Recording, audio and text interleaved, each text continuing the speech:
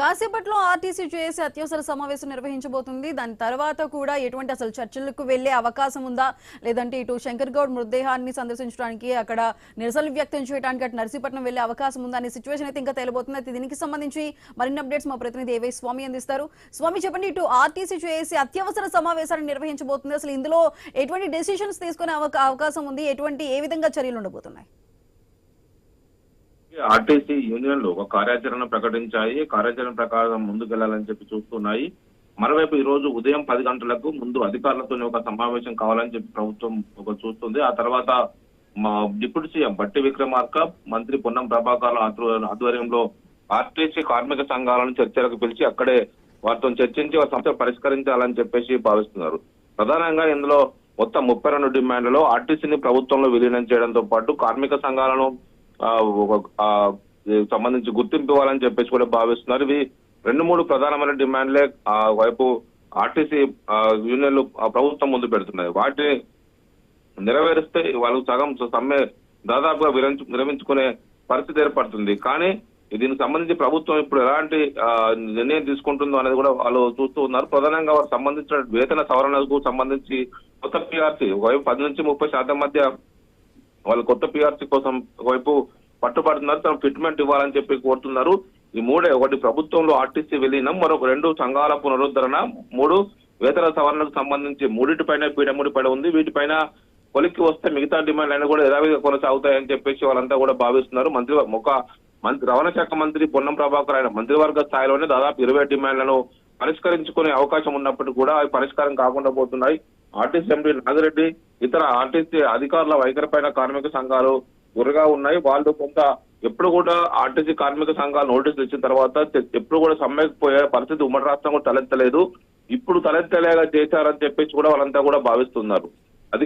అధికారులు దీనికి సంబంధించి ఆర్టీసీ ఎండీతో పాటు అధికారులందరూ కూడా మంకుపట్టు పట్టడంతో చర్చలు ముందుకు సాగడం లేదు. అందుకే మేము సమ్మెకు వెళ్లాల్సి వచ్చిందని చెప్పేసి ఆర్టీసీ కార్మిక సంఘాల జేఏసీ ప్రకటించింది. నిన్న నర్సంపేట డిపోలో ఆత్మహత్య చేసుకున్నటువంటి శంకర్ గౌడ్ మృతదేహానికి ఇప్పటికే ఈ రోజు నివాళులు అర్పించేందుకు కూడా ఆర్టీసీ జేఏసీ నాయకులు వెళ్లే అవకాశం కనబడుతుంది పలువురు. అయితే అంతకుముందు చర్చలు 10 గంటలకే సెక్రటేరియట్ లో ప్రారంభం అవుతాయి కాబట్టి వారిని అందరూ కూడా చర్చలకు పిలిచినట్టుగా తెలుస్తుంది. ముందు అధికార స్థాయిలో మంత్రులు మాట్లాడుకున్న తర్వాత కార్మిక సంఘాల నాయకుల్ని పిలిచి మాట్లాడి వారి సమస్యల్ని పరిష్కరించడం కోసం ప్రయత్నం చేస్తున్నారు. దీంతో నిన్న నర్సంపేట డిపోలో డ్రైవర్ శంకర్ గౌడ్ ఆత్మహత్య చేసుకోవడం అనేది కూడా రాష్ట్ర వ్యాప్తంగా ఒకవైపు ఆర్టీసీ కార్మిక లోకంలో మరింత ఆగ్రహానికి గురి చేసింది. ఒకవైపు ప్రభుత్వం కాలయాపన చేయడంతోనే ఇలాంటి పరిస్థితి తలెత్తుతున్నాయి. మరోవైపు ఇటు మిర్యాలగూడలో వెంకన్న అనే ఆర్టీసీ డ్రైవర్ డీజిల్ పైన పోసుకొని ఆత్మహత్య చేసుకున్నారు. ఆయనను వెంబడే వారించి అతన్ని రక్షించినారు సిబ్బంది. దీంతో రాష్ట్ర వ్యాప్తంగా కార్మికులంతా కూడా ఒకవైపు మనోస్థైర్యం సన్నగిల్లి తెలంగాణ ఉద్యమంలో మిగతా ఉద్యోగులతో సమానంగా అగ్రభాగాన పోరాడినటువంటి ఆర్టీసీ కార్మికులకు గత ప్రభుత్వం 73% మిగతా ఉద్యోగులందరూ కూడా ఫిట్మెంట్ ఇచ్చింది. కానీ ఆర్టీసీ ఉద్యోగులకు మిగతా ఉద్యోగులతో పోలిస్తే చాలా వ్యత్యాసం ఉంది. అందరికంటే ఎక్కువ కష్టపడి పనిచేస్తున్నటువంటి మమ్మల్ని ప్రభుత్వం చిన్న చూపు చూస్తుంది. మా కార్పొరేషన్ పరిధిలో ఉన్నటువంటి మమ్మల్ని ప్రభుత్వంలో విలీనం చేస్తామని హామీ ఇచ్చారు. ఆంధ్రప్రదేశ్ లో ఏపీఎస్ఆర్టీసీ ఉద్యోగులందరినీ కూడా గత జగన్ ప్రభుత్వం ఒకవైపు ప్రభుత్వంలో విలీనం చేసింది, తెలంగాణలో మాత్రం విలీనం చేయలేదని చెప్పేసి కూడా ఆర్టీసీ కార్మిక సంఘాల నేతలు అంటున్నారు.